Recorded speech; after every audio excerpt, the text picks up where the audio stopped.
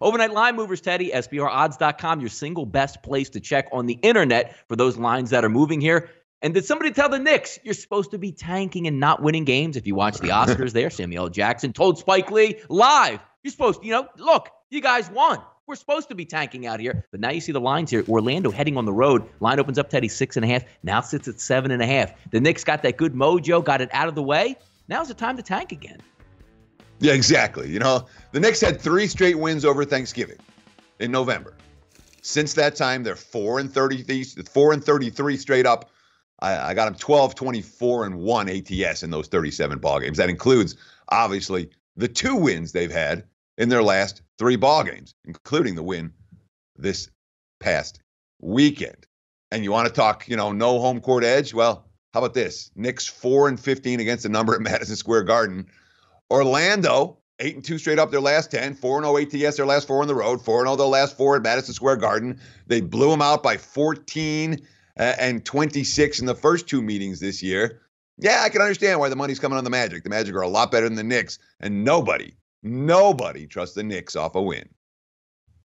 Temple heading on the road to Memphis in some American action. If you remember a little bit early in the season, Temple had a nice home win versus the Memphis Tigers, ran out to a nice lead, had to fight off a late flurry finish for Memphis, but pulled ahead. Now they go on the road. Line opened up about 3.5, 4, got as high as 5, now settling back. But the real move in this one, Teddy, and I actually agree with this one here, is depends on what the price point ends up going to be. 158.5 was the total, now sitting at 162.5 offshore Pinnacle. 2 teams that really get after it, high-tempo teams, and if we're looking from a Temple perspective, they usually will slow it down with the Flackby on the court, the 6'10 center. He's missed the past 2 games, so we might be a little bit of track meet here as we head down to Memphis, but line on the move more so this time, Teddy, for the total than it is the side here. Yeah, and frankly, I'm a little bit surprised by the move on the total, just looking at the game plan that Penny Hardaway's talking about. This is a team, Memphis was down 28-8 when they played Temple with just under 10 minutes in the first half, down by 20, just an awful start. And they got within 2 points in the second half, but couldn't rally from that 20-point deficit in the first meeting. Hardaway, quote, "We fought back, got into the game. We were 1 layup away from taking over the game and having the momentum in our favor.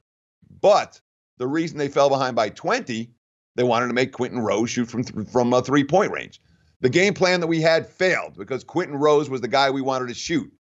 He was shooting like 19% from 3-point range, and he made like 6 threes in that ballgame. Yeah, he finished with 26 points.